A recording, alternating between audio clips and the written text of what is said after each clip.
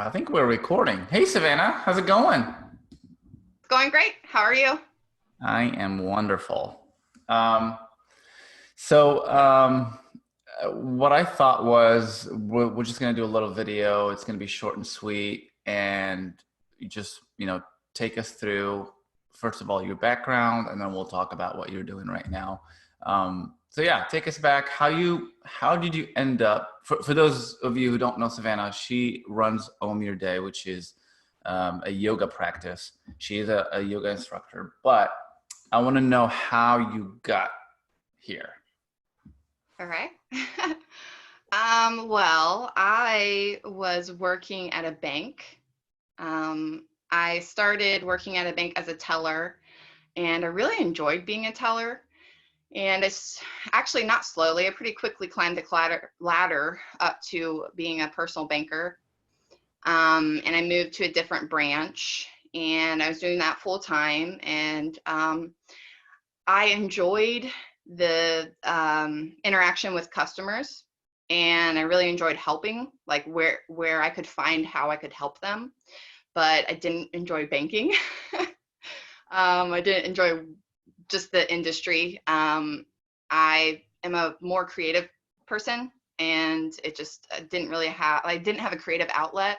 It did touch on some of those things I enjoy about working, but I just got tired of doing it. And so I had been practicing yoga since 2010, here at what used to be Elements Life. And the owner of that studio at the time messaged me and said, "Hey, we're starting up a teacher training. Would you like to join?" And so I gave it some thought. You know, didn't ever think about becoming a yoga teacher. I just loved yoga for myself. Um, but I was interested in learning more about yoga. So when I decided to join the yoga teacher training, I didn't really have the intention of becoming a yoga instructor. I just really wanted to learn more. I knew there was more to yoga than just the physical practice, and I wanted to learn more about that. Mm. So I started that journey, and I just kept getting these little blips of opportunity, my yoga teacher at the time, she found out she was pregnant and her practice was transitioning. And so she invited me to teach public classes. So I started teaching public classes at CrossFit in the Dark, or Oh, what used to be CrossFit in the Dark. Um, Greenville, right? yeah, I have not stayed in contact with them. I think they have moved and maybe changed their name. Okay. But yeah, I used to teach once a week there. And then when my yoga teacher sold her practice to one of my fellow students, I started teaching at her studio, which is Nature's Heart Yoga. I started teaching beginner classes there. And yeah, so I kind of just fell into it. It just happened. It was really strange. But I You kept getting started off. just liking yoga, and then you just found yourself like making a career out of it. Yeah. Well, yoga, like I said, I enjoy it for myself. It has really helped me with my personal life grow and learn about myself. And so teaching classes, I started feeling like resistance. And it wasn't, I tried to I always dissect things. It can be a blessing and a curse. But I was trying to dissect it and figure out, like, why am I feeling this way? I love teaching, and I really feel like this is my path. And I had started private clients at around that time. And so I was noticing the resistance was getting to the class, like to teach the class. It wasn't my teaching or the relationship I was having with my students or how I felt afterwards. It was just Mm. like getting myself to do it. And so I noticed that I'd never felt that way with my private clients. Like, I've never felt any resistance or lag or anything getting to those sessions. And so I kind of had like this epiphany, like, I enjoy more intimate settings with people. I'm not a small talk kind of person. I like to dive in deep. So working one-on-one with people allows me to do that, and it allows me to give them more of what they need. Your specialty is private yoga sessions, not really the big class. I mean, you could do big class, like right now. Like we could have a Zoom call and you can have like 3, 4 people or whatever. But your specialty is going after those people who cannot make it to a yoga class, and they need, like, they're just recovering from a surgery, or they've had maybe like seizures, or what else? What kind of cases are you treating right now? Are you working? Well, I work with people who have, like, for instance, have arthritis, and Mm-hmm. so their disease may have affected their mobility or has affected their mobility. So arthritis, whether it be osteoarthritis, rheumatoid arthritis. I work with people that have MS. I work with people that have had a stroke, and that has affected one side of their body from their stroke. And I also work with people that might be anxious to go to a public class because they've never done yoga before, or they might be intimidated about practicing and starting something new with a bunch of strangers. Also, I've worked with people. I don't currently have any clients that have cancer, but I have worked with clients that have cancer, specifically breast cancer. Mm. One thing that women are susceptible when recovering from breast cancer is called secondary lymphedema. And so that's where, like, the lymphatic system kind of pulls up into their arm or a Oh, various area. And they'll wear compression sleeves, and they have to be very careful. Like, they can't get scratches on that area, because that can they be. bruise easily, right? Is that Hmm. okay? And so I've designed practices with people that have secondary lymphedema, and I've also designed practices for people that are at risk, meaning they don't have it, but they could. And one great thing about my practice, something that's kind of universal with all of my clients, is my yoga sessions are heavily focused on the breath, connecting the breath to the body, and mindfulness. So Nice. mindfulness meditation in the beginning, but also trying to stay mindful throughout the practice, moving. Cool. Yeah, I can relate. When I did yoga, I think the only yoga I've ever done was hot yoga, because I like to work out, so I liked that aspect of it. Yeah. But you're right, it was a little intimidating because they were. I think I was the only guy in the class. That's number one. Yeah. And number two, these ladies were really good. And Yeah. I grew up playing soccer, so I'm all tight, like everything's tight. Yeah. But you would be really proud of me because I've been doing yoga on and off, just through, like, what is it called? Amazon Prime Video. There's a Okay. bunch Yeah. of videos there. I played a few, and I actually stuck to one of the videos, and I did my first. Hold on, what is it called? Gamukasana. Okay.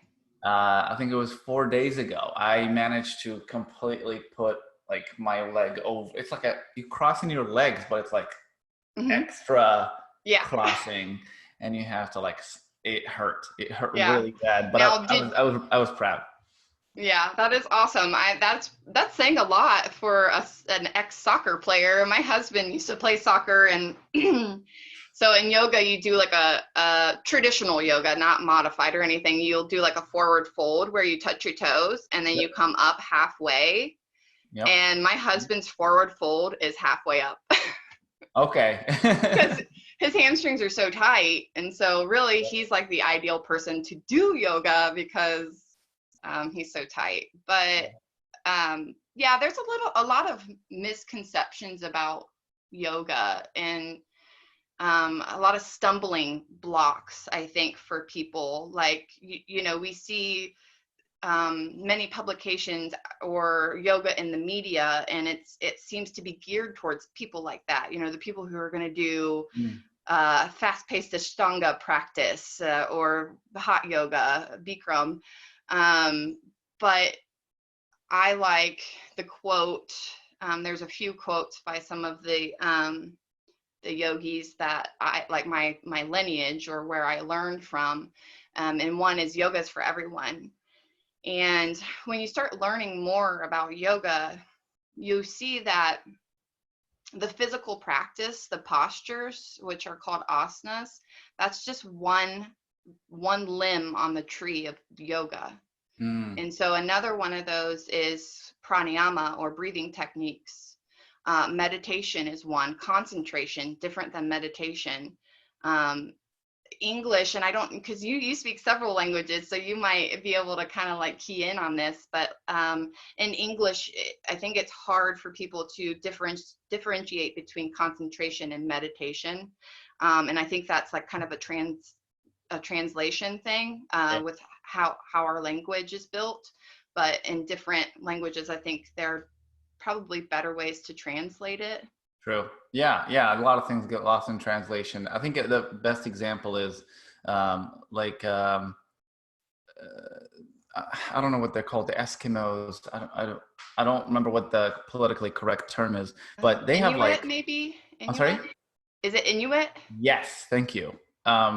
They have like 6 or 7 words for white, the color white, because obviously they're surrounded by white. So when we don't, we just have white or off-white maybe, or beige. But yeah, they have all these.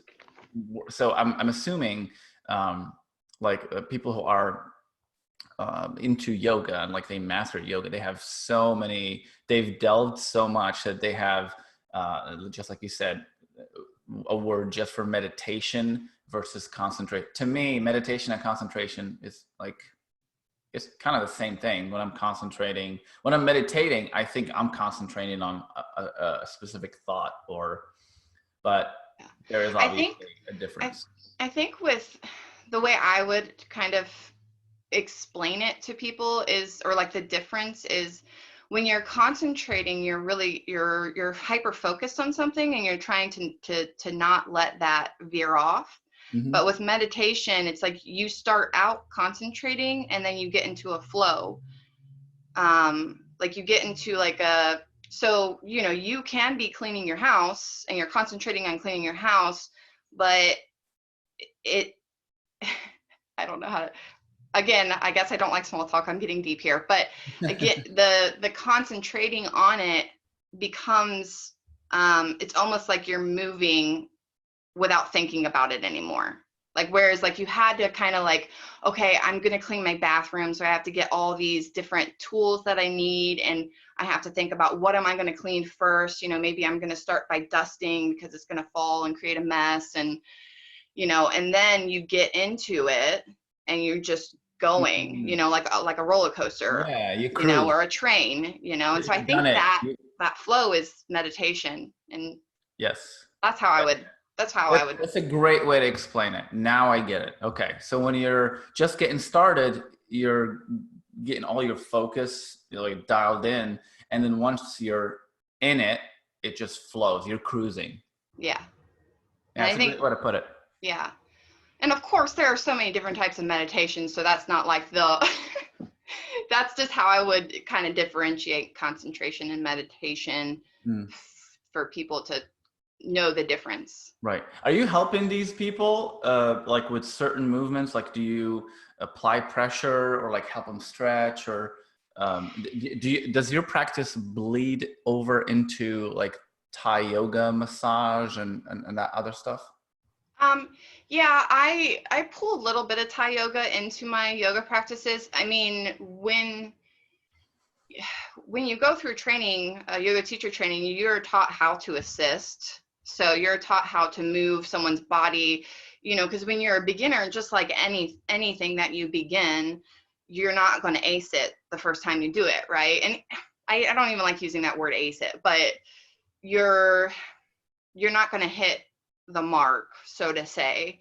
And so like we are taught how to move the body into a way to get into that position. And so that's called an assisted stretch. Mm. And Thai yoga massage is essentially assisted stretching. But it's a sequence, and there's a whole different background behind that's linked to yoga, but it's not completely yoga. But yes, I will pull Thai yoga into my yoga practices. Usually I will do, like I'll do some Thai yoga work on the hands at the end. Usually I don't do like Thai yoga poses in my yoga classes, but I'll do assisted stretching. I don't know if that is Yeah. clear or not. Right. I asked that because you're dealing with special cases. These are people who have, medical problems and things that we can do. Like mobility for them is a big issue. So yeah, that's when you come in and, help them put like those poses the right way. Yeah. So I really try my best I like to think like I'm almost not in the room. I'm in the room, but I'm not in the room. It's kind of weird. I like to tell my clients that I'm just here to help them. So like a lot of times when people start with me, they'll be, they don't want to interrupt what I have planned, where I actually love that, because I'm just planning something based on what I think would be beneficial for the information they gave me. But the more they talk to me, the more I can make the session evolve to what they need. So I will always say, like, if someone says, "Oh, I'm sorry, I have a question," I'm like, "No, don't be sorry. I'm excited to hear your question and see where it takes us, because it veers us on a different course, and it's not a bad thing." You just can't get that in a public class. I mean, not really. Yeah. That's what makes it it's kind of like a custom class. Yeah. Because you're letting your can we call them students or patients? Clients. You let your clients, listen to their bodies, react to whatever they're feeling, and then they communicate that with you, and you pivot the class based on that feedback. Yeah, and I one of my favorite things, there's a couple of I have a lot of favorite things because I absolutely love my job, but one of my favorite things is light bulb moments. Like, because yoga can be, when you start to factor in all the different branches, yoga can be very conceptual.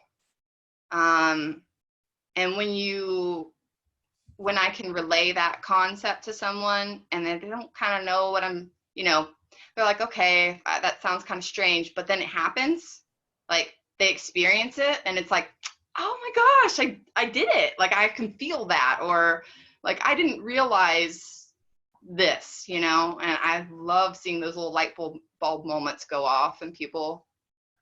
I bet it feels fulfilling, like eureka. Yeah. Cool. So right now, with everything that's going on, obviously I'm seeing a lot of trends online with not just yoga studios, but gyms, and what they're doing obviously is they're moving over to digital. How are you, like, where are you at in that process? Have you been able to put something together for your business? What were some of the steps that you've taken?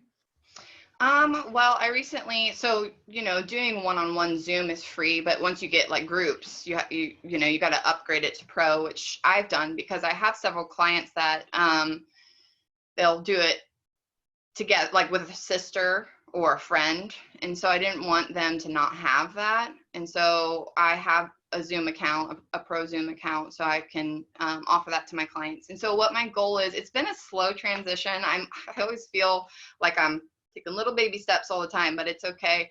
I have 3 kids, and so I've had to make the transition of homeschooling. My husband's work is like he'll get laid off, and then they ask him to come back in, and then he gets laid off, and then they want him to come back in. So it's a really strange dynamic. But my goal is to transition to online. So I have this week, I'll be starting Zoom sessions with my clients. Some of them, not all of them have, some of them are intimidated by technology. So that's just a gap I have to close, I have to work on closing. And then I also recently signed up with a coach, an online, she is a yoga teacher, and she does private yoga sessions herself, and she's out of New York City. But she also has transitioned into coaching yoga instructors on how to teach privately and online. And I just feel like that will help me a lot, because That's awesome. I You have the took a vision. I serious step know there. I'm confident in what I do, but it's the whole like other side, like the banking side, like the administrative side, Yes. that I kind of lack with. So I think this Yeah. will help out a lot. No, and I think you're going to notice like a huge shift because people now are. I'll just give you an example with like what I feel. I work in digital marketing, and before uh, I had clients or potential clients that would, you know, they absolutely need to shake your hand. They need to meet you in person, and you have to make that drive, and it takes you like half a day just to go meet them and back.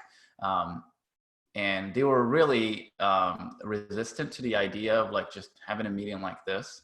And now I'm noticing a shift. Like no one is saying no now to Zoom, obviously, you know, because of everything that's going on.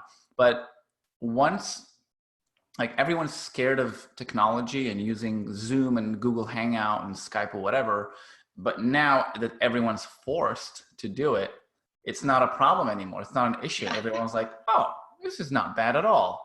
I Yeah. think you're going to notice the same thing with your clients because they are already talking to their families and loved ones on Zoom. So why not, you know, Yeah. leverage technology, take advantage of this at this time, and learn and pick up on Zoom and pick up on Google Hangouts and all that stuff.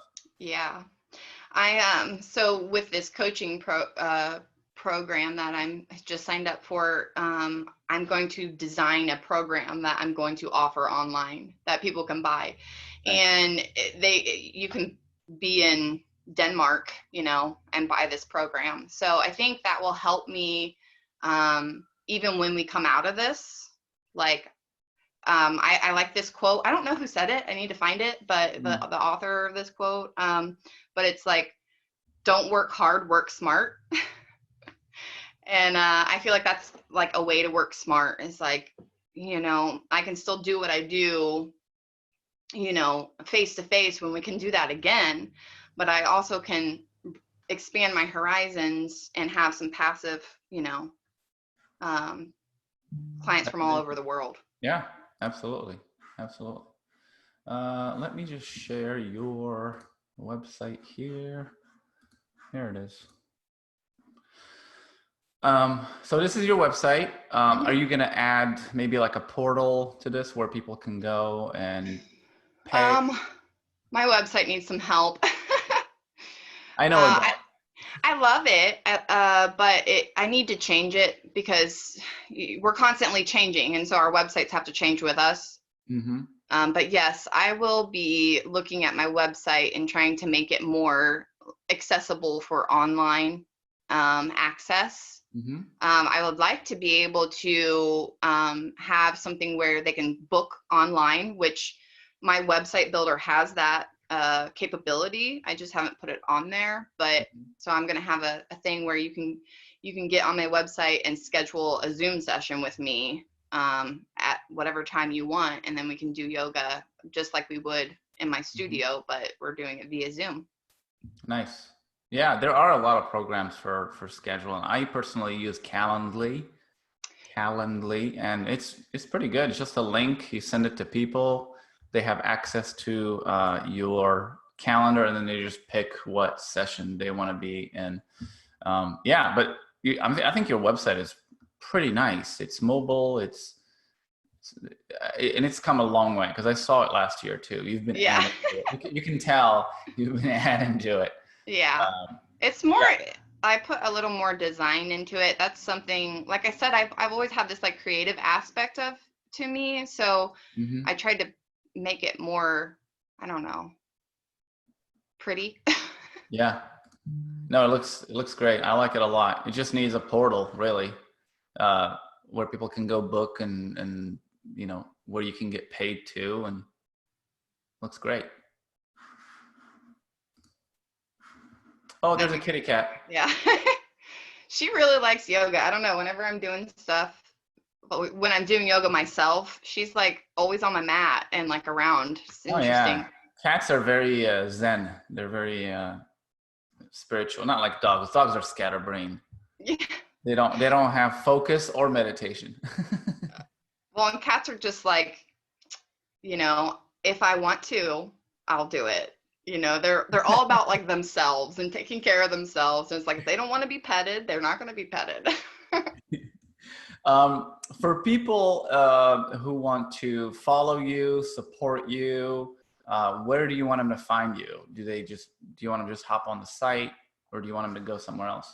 I would say Facebook is probably the best way. I have a Facebook business page. I also have a private group that I've been trying to post content. I end up posting that content on my Facebook page, but you get it first in the group. So Nice. it's kind of like um, an additive. And then I recently started Right. a YouTube channel. So I'm gonna try to get a video up like once a week, maybe. Cool. Are they But the same videos that you're posting on Facebook? You just putting it in two they spots? are right now. Nice. They are right now, but it will change. Like I said, this is a learning curve for me, so I'm trying to figure out how to traverse the interwebs. I like it. I like it a lot. Yeah, you've been putting a lot of content. Nice. Yeah. Cool. Well, I'll definitely put these links in the description so people can check you out. And you're based in Greenville, but obviously now that you're on Zoom, you can you can hit people whatever they are. You can Yep. be in Paris or Rome, and you can still do yoga with Savana. Yes. Cool. Anything else before we wrap this up? Nothing that I What do you want? Like people now who are anxious, who have cabin fever, like myself, and they want something to relieve that. What would you what tips would you give them? I would give them the same tips that I give myself, which is if you're feeling anxiety, that's just your body trying to tell you something. Mm, Um, it's not necessarily a bad thing. When we don't listen to it, that's when it starts to go more into like panicky, mode. So what I would say is if you're feeling depressed or anxious, slow down, take a break. You can do this many different ways, like just redirecting your day. Like maybe you're working and you go get some colored pencils out and color, go for a walk outside, get some fresh mhm. air, be in the sun if it comes back. Yeah, put down your phone. But also you can get on my Facebook page and listen to a mindfulness meditation. So Oh, a yeah. nice way to reset. Awesome. Awesome. Cool. Well, thank you, Savannah. That was great. I'm definitely gonna go do that because I feel already some anxiety creeping in. So I'm gonna put my phone away. Yeah. I'm gonna go get into my Gamukasana because now I'm pretty good at it. Yay. And I'm gonna do some mindful meditation. Good. Thank you so much, Savannah. Appreciate your Thank you for time. inviting me. Absolutely. Have a great day. You too.